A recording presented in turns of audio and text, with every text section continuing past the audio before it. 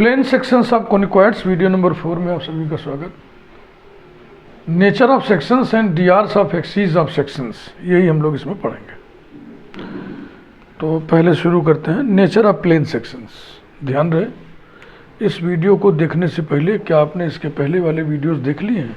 यदि हाँ तो आगे बढ़िए, यदि ना तो यहीं पे काम रोक दीजिए। पहले आप पीछे वाले वीडियोस देख लें, video number 1, video number 2, video number 3, फिर इस पे आइए। Nature of plane sections.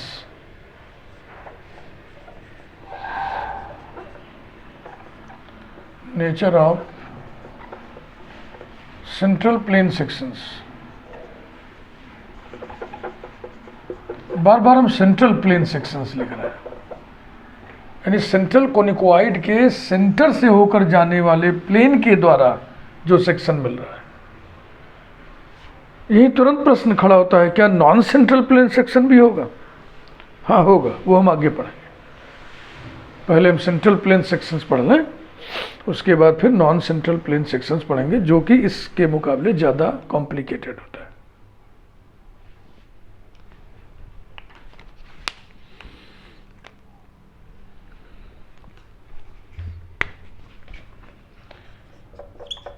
ax square plus by square plus cz square equals to 1 central conicoid है। इसका सेंटर ओरिजिन पे है 0 0 0। The length of semi axes of central plane section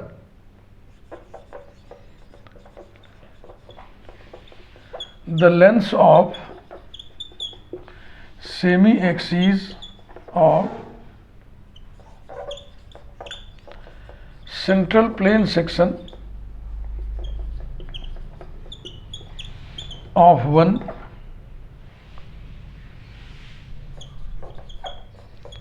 by the plane ux plus vy plus wz equals to 0। Number 2, यह plane origin से होके जाने वाला है ना। ओरिजिन के कोऑर्डिनेट से इसके क्वेश्चन को सेटिस्फाई करेंगे। यह प्लेन ओरिजिन से होके जाने वाला है और इस सेंट्रल कोनिकॉइड का सेंटर ओरिजिन है। इसका मतलब ये प्लेन इसके सेंटर से होकर जाने वाला है। तो ये प्लेन जब इसको काटेगा तो सेक्शन मिलेगा। प्लेन के द्वारा काटने से सेक्शन मिला है तो प्लेन सेक्शन बोलते हैं। ये इसके सेंटर से होकर जाने वाला प्लेन है, इसलिए सेंट्रल प्लेन सेक्शन हो गया। आर गिवन बाय, पिछले वीडियो में आप पढ़े थे, BC U square plus CAV square plus ABW square this whole multiplied by R square minus bracket B plus C into U square plus C plus A into V square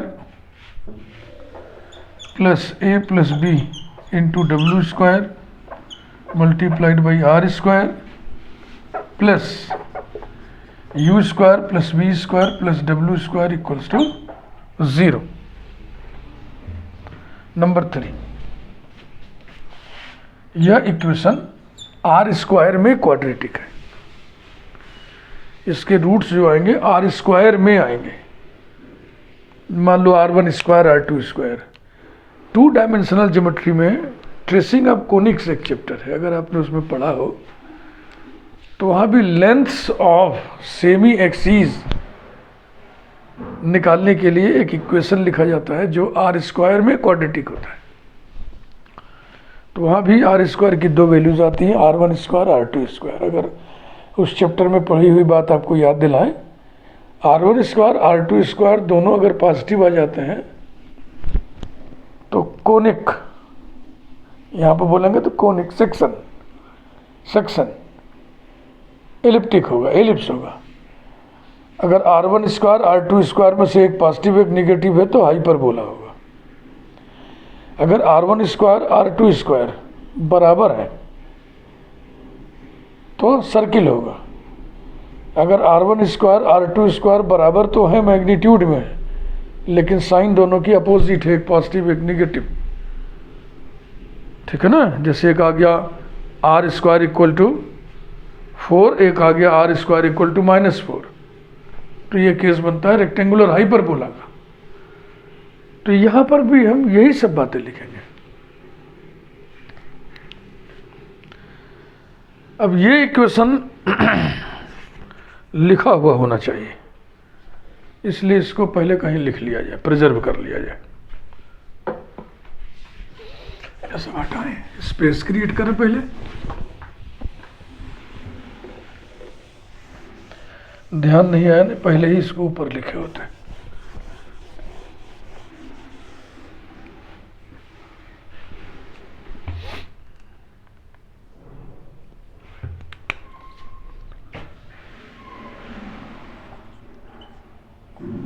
BCU square plus CAV square plus ABW square, यहाँ पे देखो गड़बड़ी हो गई ना, r⁴ है, बोले सही थे लिख दिए गलत।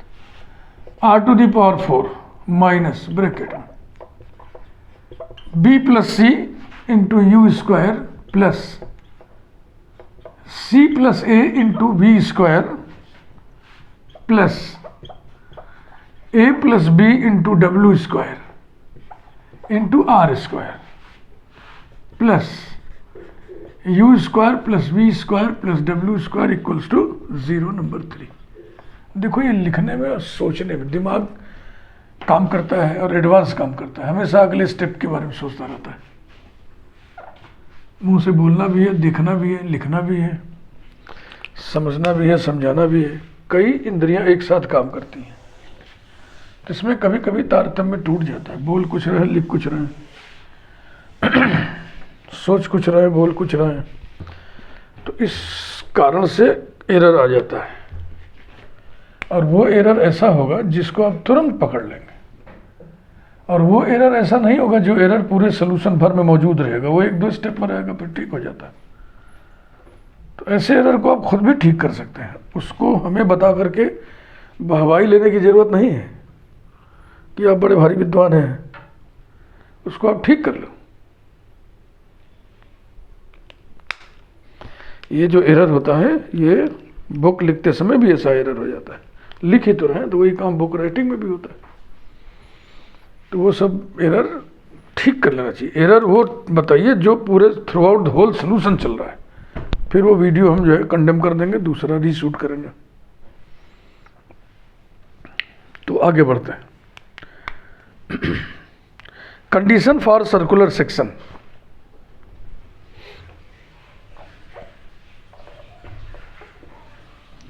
Condition for circular section.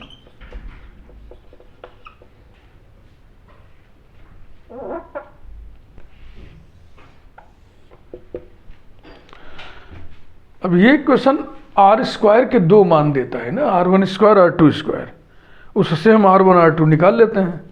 Semi axis की लंबाई आ जाती है। अगर सेमी एक्सिस की लंबाइयाँ बराबर हो जाए, जैसे एलिप्स का केस ही सोच लो, मेजर एक्सिस माइनर एक्सिस के बराबर हो जाए, ए बराबर बी हो जाए, तो सर्किल हो जाएगा ना।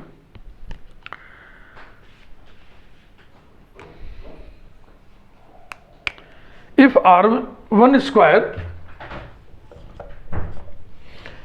इसके नीचे जहां भी लिखा था उसके नीचे लिख दिए let R1 square and R2 square be its roots. उसके बाद फिर यहां if R1 square equal to R2 square then the section will be a circle. Then the section will be a circle. 10 the section is circular if roots of this equation are equal. If roots of 3 are equal, that is if roots quadratic equation के equal कब होते हैं? जब B square minus 4ac बराबर 0 हो, यानी discriminant बराबर 0। विविक्तकर हिंदी में बोलते हैं, discriminant equals to 0। That is if b square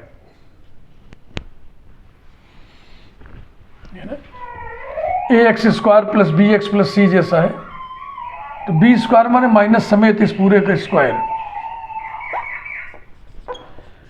B plus C into you square plus C plus A into we square plus A plus B into W square whole square minus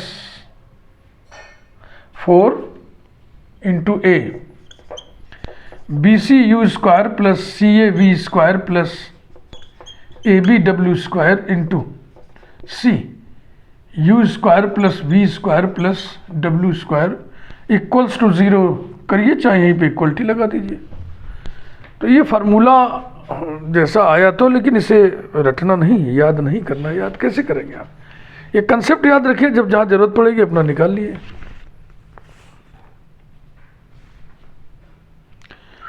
condition for rectangular hyperbolic section.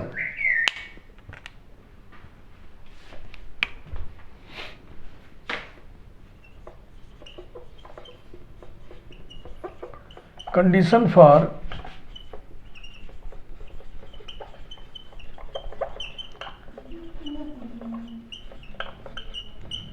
ले लो तुम्हें, condition for rectangular hyperbolic section. Two dimensional geometry general equation of second degree always represents conic में आपने पढ़ा है a x square plus b Y square plus c z square plus क्या पढ़े plus 2gx plus 2fy plus c equal to 0 represents a rectangular hyperbola if a plus b equal to 0। a और b को जोड़ने से 0 आया, इसका मतलब a बराबर माइनस बी है। इसका मतलब a और b मैग्नीट्यूड में बराबर है लेकिन साइन अपोजिट है। तो यही कंडीशन हम यहाँ लिखेंगे। If r1 square plus r2 square equal to 0, if r1 square plus r2 square equal to 0, then the section will be a rectangular hyperbola. Then the section will be a rectangular hyperbola.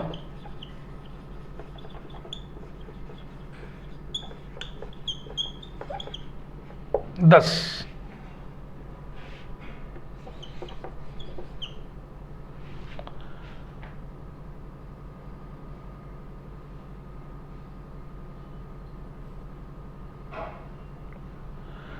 ऐसे लिखे जैसे ये लिखा है, वही मैं पढ़ रहा था। Thus the section is rectangular hyperbolic, rectangular hyperbolic if sum of roots of 3 is 0,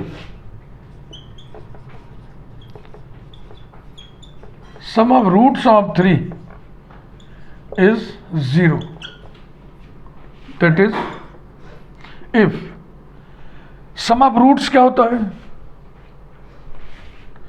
ये दिमाग में रखो ना, इंटरमीडिएट में आप पढ़ा है, आपने पढ़ा है a x square plus b x plus c बराबर 0। इसमें सम ऑफ रूट्स क्या होता है, माइनस बी बाई ए, है ना।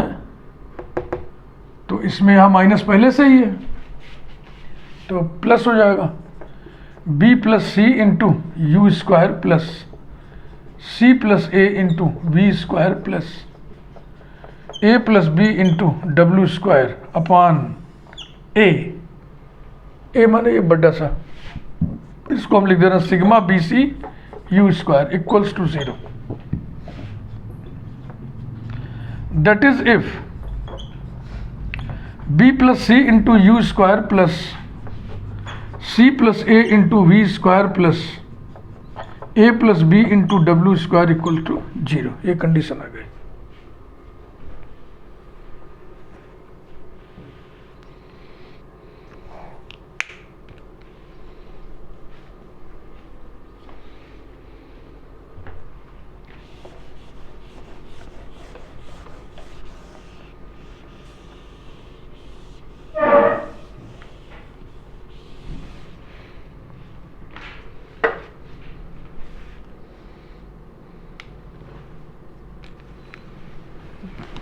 2 मिनट का ब्रेक, पेन में हम जरा इंक डाल लें।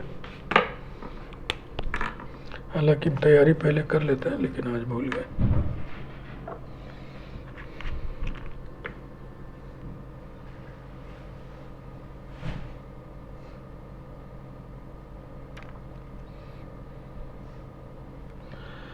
अगर सेंट्रल कोनिकॉइड एलिप्सॉइड हम ले लें, X square upon A square plus Y square upon B square plus Z square upon C square equal to 1, तो यही कंडीशन क्या रूप ले लेगा, विचार कर लिया जाए।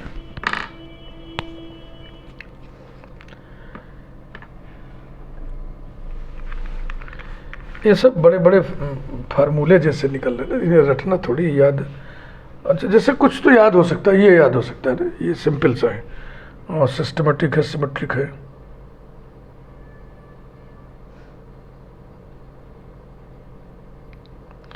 कितने फार्मूले को याद कर रखेगा, इसलिए मैथमेटिक्स में प्रूफ जरूर पढ़ना चाहिए। प्रूफ पढ़ने से मैकेनिज्म का पता चलता है। मैकेनिज्म मालूम है तो आप कभी भी कोई फार्मूला भूल गए तो चट से निकाल लेंगे, भले समय खर्च होगा। नेक्स्ट, हाँ वो हम कह रहे थे कि नोट लगाया जाए इसमें। इफ द कोनिकॉइड इज, इसी के आगे नोट लगाइए, ये ना लिख लीजिए ना। If the conicoid, central conicoid is the ellipsoid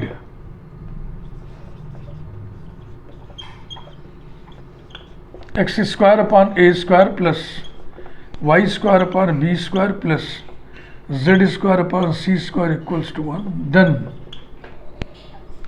the condition for the section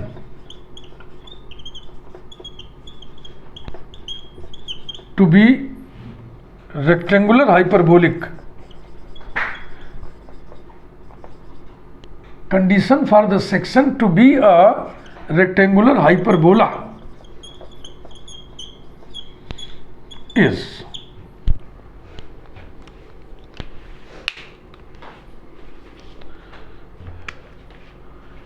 देखो b क्या है, वाई स्क्वायर का कोफिशिएंट, बी वाई स्क्वायर था ना, तो हो जाएगा 1 upon B square plus 1 upon C square into you square plus 1 upon C square plus 1 upon A square into we square plus 1 upon A square plus 1 upon B square into W square equals to 0।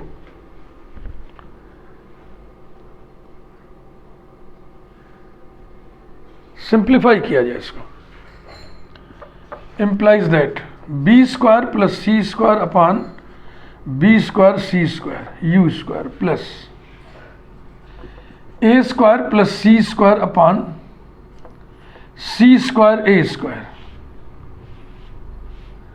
अच्छा नहीं लग रहा है इसको, c square plus a square लिखा, b c c a b, symmetry में लिखिए, अगर सिमेट्री है तो उसको बिगाड़ना क्यों, plus a square plus B square upon A square B square into W square equals to 0।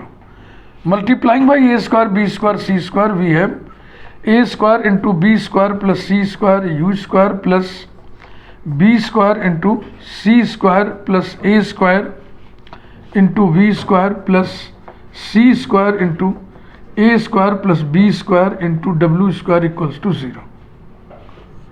U V W कहाँ से आया पता है ना, जो सेक्शन काटने वाला प्लेन है उसी के इक्वेशन से आया है। उसका इक्वेशन है U X plus we Y plus W Z equal to 0।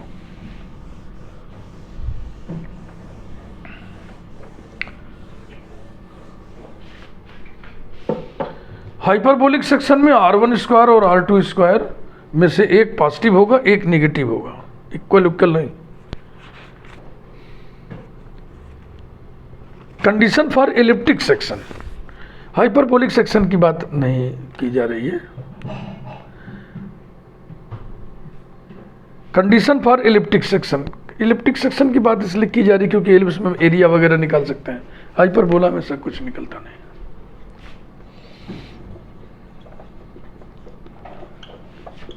उसको मौखिक बता दे रहे हैं।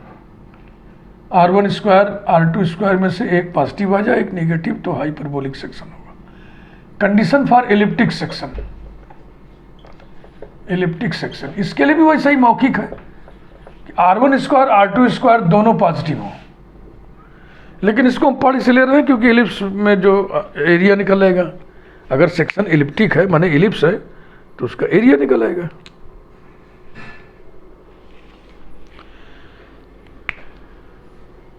If R1 square and R2 square both are positive, then the section will be an ellipse. Then the section will be an ellipse. हो गया।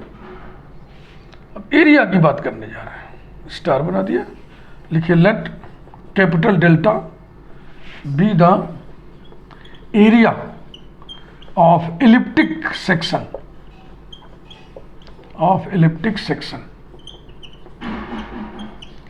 then delta is equal to pi A B, याद है ना, X square upon A square plus Y square upon B square equal to 1 में area का formula होता है पाई A B. तो यहां हम लिखेंगे पाई R1 R2। और अब इसमें देखो हमारे पास जो वैल्यू है R1 स्क्वायर R2 स्क्वायर के रूप में है, तो इसको इस तरीके से हम आओ आगे बढ़ाएं, pi under radical R1 square R2 square equals to pi under root R1 square R2 square, माने एक बार ऐसे लिख दें, या देखो ऐसे प्रोडक्ट ऑफ रूट्स ऑफ 3, इसी के रूट्स तो है R1 स्क्वायर R2 स्क्वायर, उसका प्रोडक्ट क्या होता है C बाई ए, यानी u square plus we square plus W square upon, short में लिख दे sigma capital b C you square. इसे याद रखना होगा।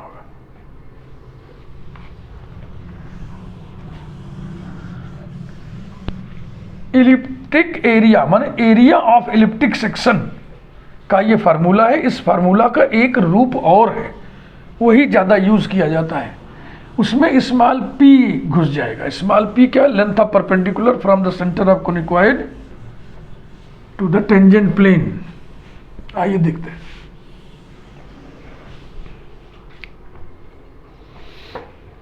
Note,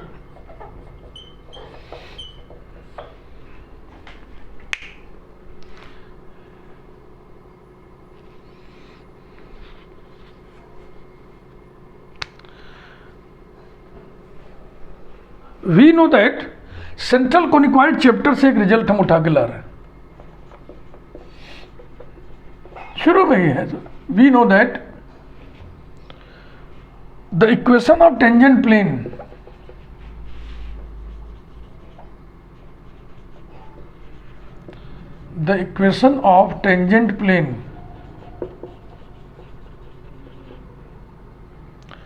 to the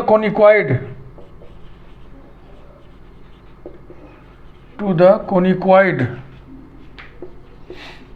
ax square plus by square plus cz square equals to 1 parallel to the central plane,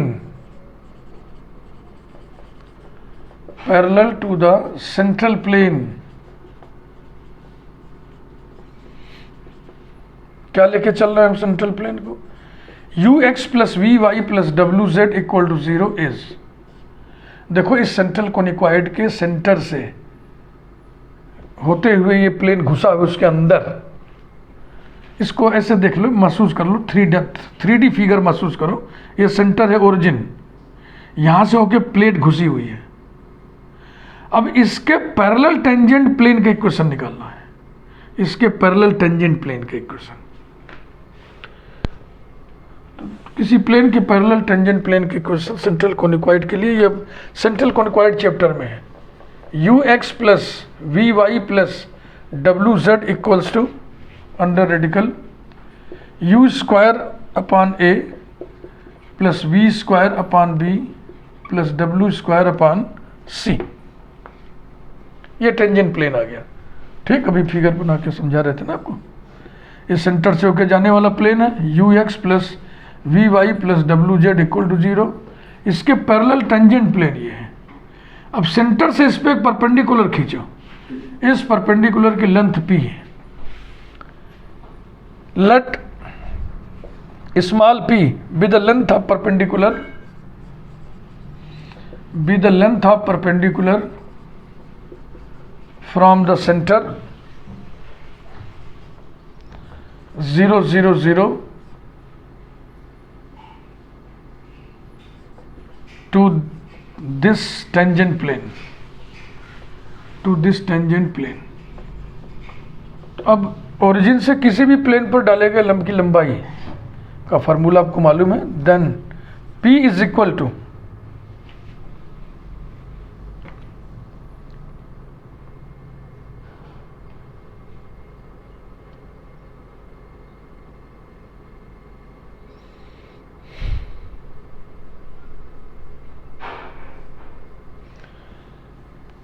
ये constant term है।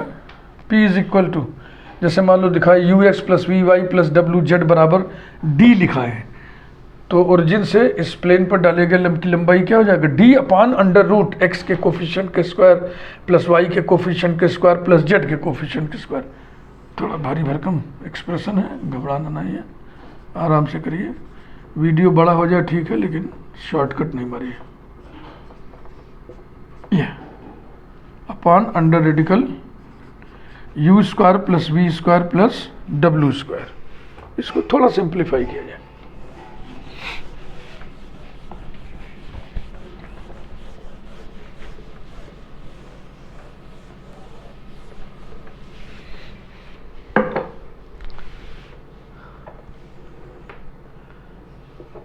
implies that, अभी हम लोग एरिया निकाले थे, उसको हम कहीं नोट कर लें, क्योंकि उसी एरिया का जो फार्मूला निकला था ना, उसका ट्रांसफॉर्मेशन होगा, रूपांतरण होगा। डेल्टा बराबर आया था pi under radical U square plus we square plus W square upon sigma B C you square. ये ध्यान रखना है, कट कर दे रहा ताकि आप दोबारा न उतारें। आइए आगे बढ़ा। P equal to under radical dividing line under radical. देखो ऊपर क्या हो जाएगा, ये जब ए बी सी एलसीएम लोगे ना तो बी सी यू स्क्वायर हो जाएगा ना, यानी कि हो जाएगा sigma B C you square upon A B C और नीचे under root U square plus we square plus W square. Implies that P is equal to dividing line, ऊपर हम लिखेंगे under radical sigma B C you square, नीचे लिखेंगे under root A B C into under root U square plus we square plus W square. अब इसे ले चल के यहाँ रखो, उलट लें क्या, 1/p कर ले, उल्टा दिख रहा है ना। 1/p बराबर क्या हो जाएगा, under root A B C into under root U square plus we square plus W square upon under root sigma B C you square. अब आया देखो, इसी को कनेक्ट करते रहे। 1/p equals to under root A B C into, इसकी value लिख लो, इसकी वैल्यू यहां से डेल्टा अपॉन पाई। इस प्रकार से डेल्टा बराबर हो गया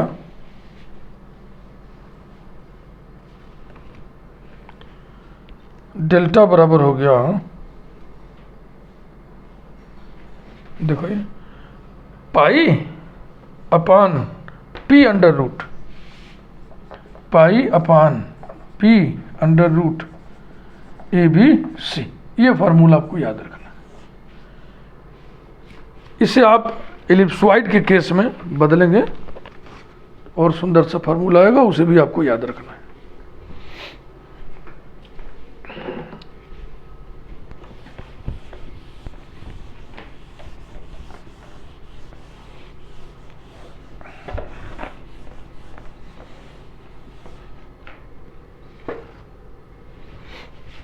Note,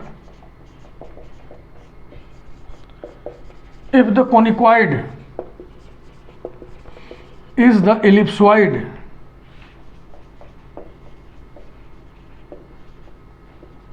x square upon a square plus y square upon b square plus z square upon c square equal to 1, then delta equals to pi upon p under root abc 1 upon a square 1 upon b square 1 upon c square, implies that delta equal to pi abc upon p. ये formula याद रखना.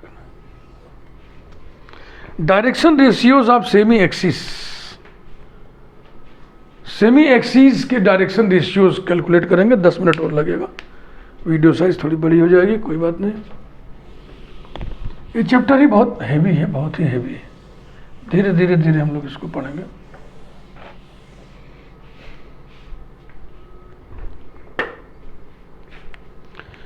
Direction ratios of semi axis.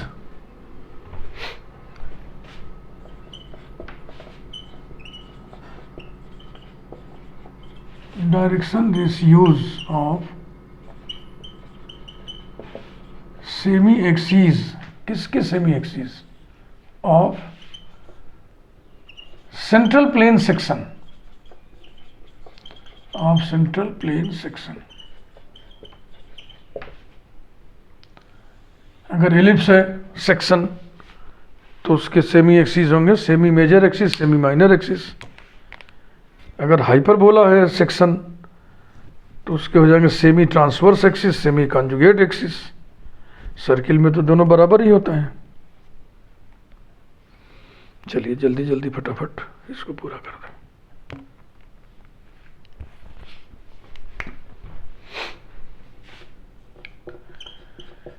ax square plus b Y square plus c z square equals to 1. Central conicoid. ux plus we Y plus W Z equal to 0. Central plane. Plane through centre of this. we know that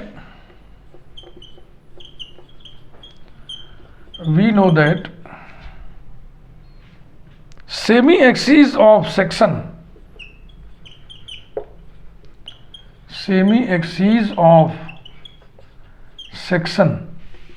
of 1/2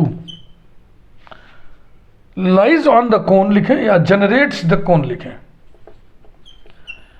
lies on the cone.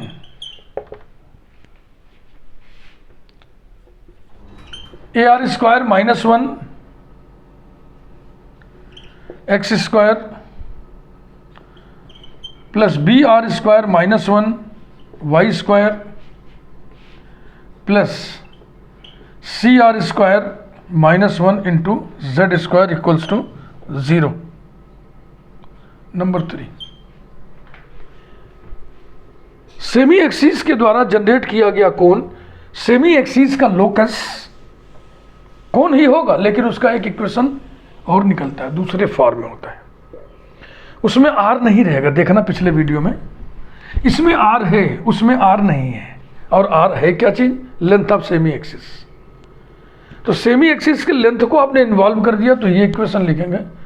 और अगर semi axis के length को involve नहीं किया तब equation दूसरा आया था. वो इक्वेशन क्या था? वो इक्वेशन था b minus C multiplied by U upon X. इसी पर सिग्मा लगा दो और बराबर 0.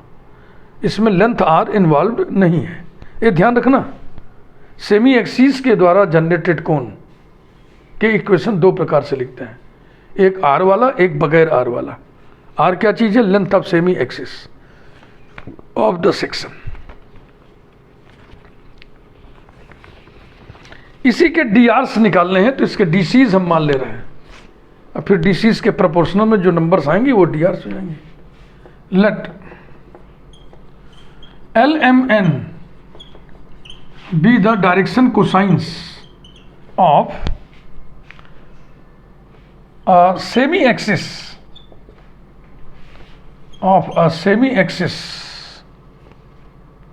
then the equation of this semi-axis is,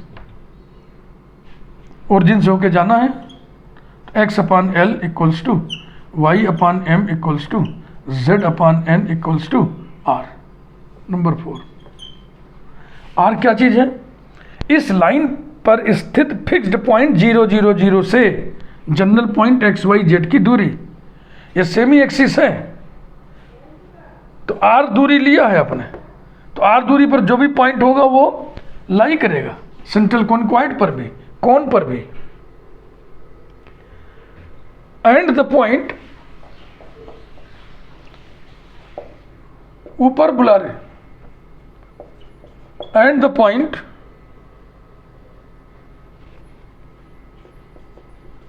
LR, MR, NR lies on the cone, lies on the cone 3.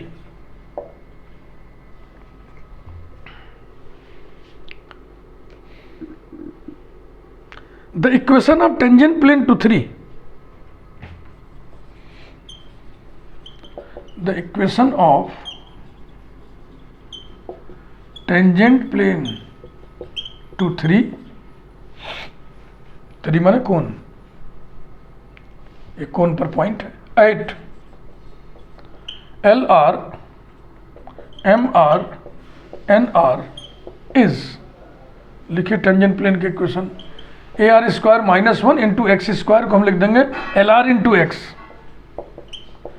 Plus BR square minus 1 MR into Y plus CR square minus 1 NR into Z equal to 0, R throughout सब limit हो जाएगा, ये बाहर वाला AR square minus 1 LX plus BR square minus 1 MY plus CR square minus 1 NZ equals to 0। Number 5, यहां तक बात एकदम समझ में आई ना?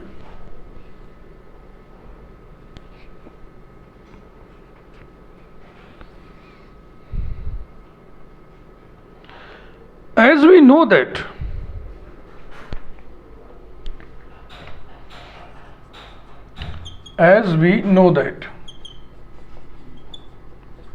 जो सेंट्रल प्लेन है, जो सेक्शन काटता है, वो किसी न किसी कोण को छूता है हमेशा,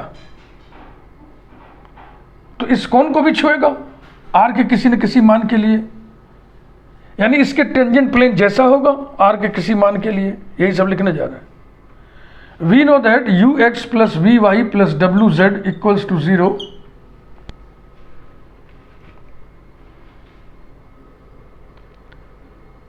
Always touches some cone.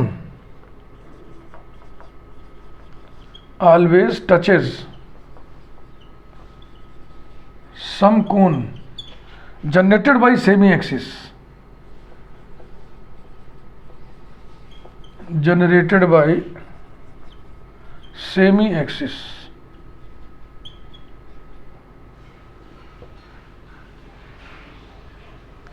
Thus,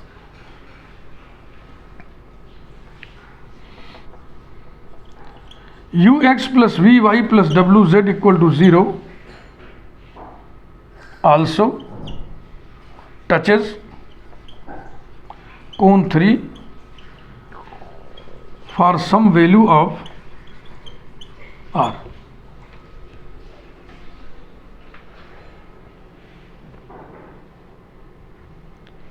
तो इक्वेशन नंबर 2 डाले हुए हैं इस प्लेन पर हम, ux plus we Y plus W Z, तो 2 को और टेंजेंट प्लेन है 5, इसको कंपेयर कर लें, बोथ आर आइडेंटिकल, दोनों ही टेंजेंट प्लेन की भूमिका में, कंपेयरिंग 2 एंड 5,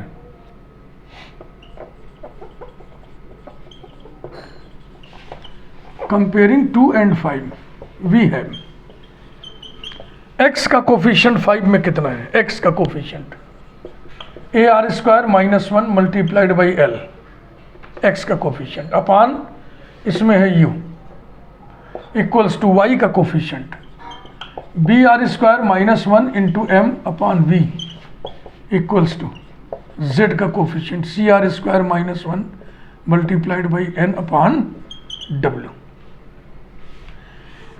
u मालूम है, v मालूम है, w मालूम है।